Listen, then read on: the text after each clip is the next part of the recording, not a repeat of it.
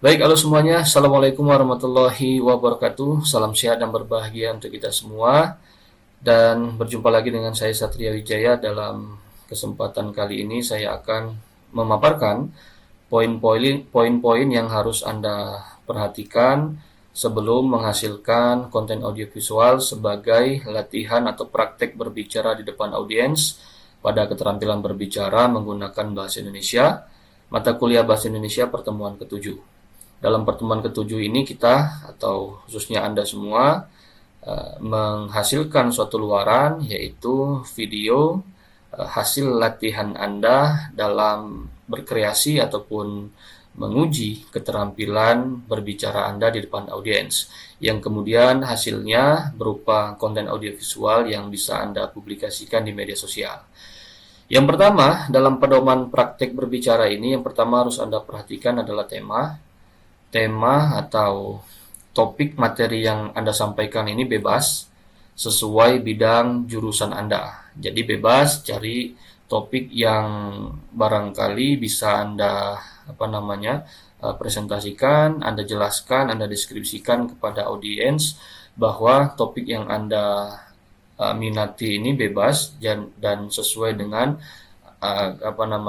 yang Anda kuasai. Artinya topik-topik yang betul-betul Anda kuasai yang bisa Anda sampaikan ke audiens Anda. Jadi materinya bebas, yang penting sesuai bidang yang Anda yang Anda dalami sekarang ini.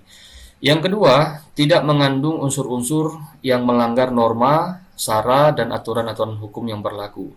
Artinya, ketika Anda berproses berkreasi atau berkreativitas menghasilkan konten audiovisual ini, tentu unsur-unsur yang ada di dalam konten itu tidak melanggar norma-norma, norma hukum, norma adat, budaya, sara. Nah, jadi tidak ada menyinggung tentang agama, ras, suku, ataupun etnis, dan yang berkaitan dengan itu.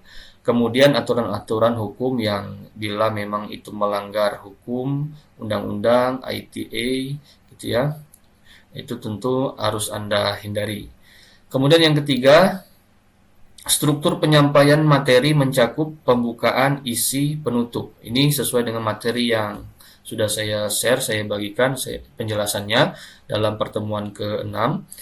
Ini ada struktur dalam penyampaiannya, struktur yang standar ataupun struktur yang bisa memudahkan Anda ketika Anda menjelaskan sesuatu ataupun mempresentasikan sesuatu dalam konten audiovisual ini.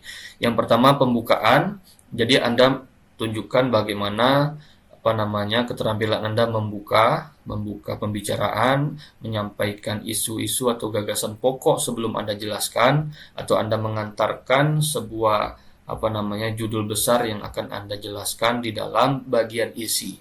Nah, di bagian isi inilah struktur yang kedua, Anda menjelaskan apa yang sudah Anda sampaikan di awal tadi, judulnya ataupun topik utama di awal tadi di pembukaan.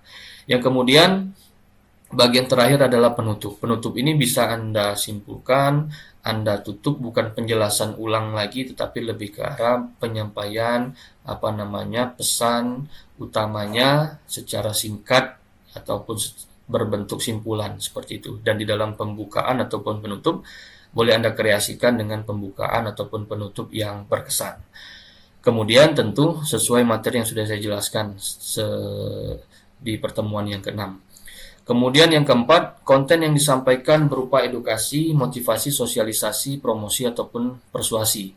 Nah, artinya Anda boleh memilih fungsi dari apa yang akan Anda sampaikan di dalam presentasi Anda atau latihan praktek berbicara ini. Boleh Anda memberikan edukasi, artinya ada ilmu, pengajaran, pendidikan yang ingin Anda sampaikan kepada audiens Anda. Atau motivasi, tentu Anda memberikan motivasi semangat kepada orang lain. Kemudian sosialisasi, Anda boleh memberikan semacam penyuluhan, pengenalan produk, pengenalan sesuatu yang Anda temukan, ataupun pengenalan layanan-layanan ataupun jasa-jasa yang perlu Anda sosialisasikan ke audiens. Atau menggunakan promosi ataupun persuasi. Ini sifatnya adalah mengajak, mempengaruhi orang lain untuk membeli ataupun mengunjungi suatu tempat, hingga orang lain atau audiens Anda membeli produk Anda atau mengunjungi tempat yang Anda promosikan. Dan juga yang berkaitan dengan persuasi tadi, artinya ada sesuatu yang sifatnya mempengaruhi, mengajak ataupun membujuk orang lain untuk membeli produk, menggunakan layanan ataupun hal-hal yang berkaitan dengan jasa. Kemudian yang kelima, menggunakan bahasa yang santun dan mudah dipahami, utamakan berbahasa Indonesia. Utamakan berbahasa Indonesia yang baik dan benar. Artinya, Anda ketika terampil berbicara di depan audiens ini, bahasa yang utama Anda gunakan adalah bahasa Indonesia.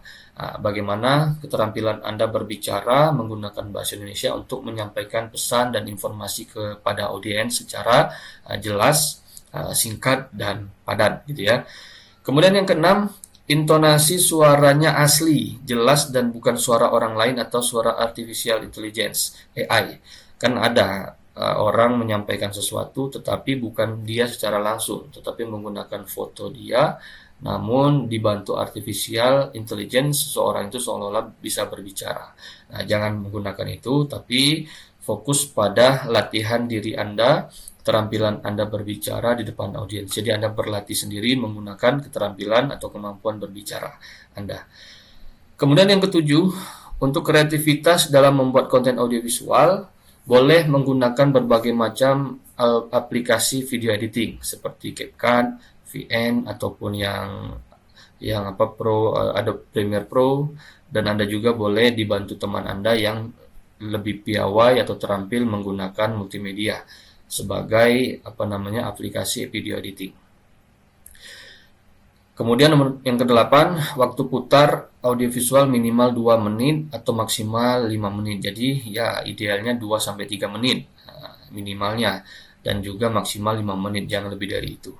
Kemudian hasil kreasi dipublikasikan lewat media sosial Instagram dengan menautkan dan follow akun Instagram @satriawijaya.id agar mendapat respon atau penilaian. Jangan lupa di caption postingan tertulis nama lengkap Anda, NIM atau NPM, dan hashtag terampil berbicara, seperti itu. Kemudian yang terakhir, selamat berlatih dan berkreasi. Harapannya Anda betul-betul melihat kemampuan Anda sampai di mana dalam kaitannya keterampilan berbicara di depan audiens. Jadi Anda mencoba bagaimana membuka, kemudian menjelaskan secara lengkap dalam bagian isinya, kemudian bagaimana Anda menutup pembicaraan Anda, bisa seperti halnya closing statement, kemudian memberikan hal-hal yang sifatnya berkesan supaya orang lain atau audiens itu senang ataupun terkesan dengan apa yang Anda sampaikan.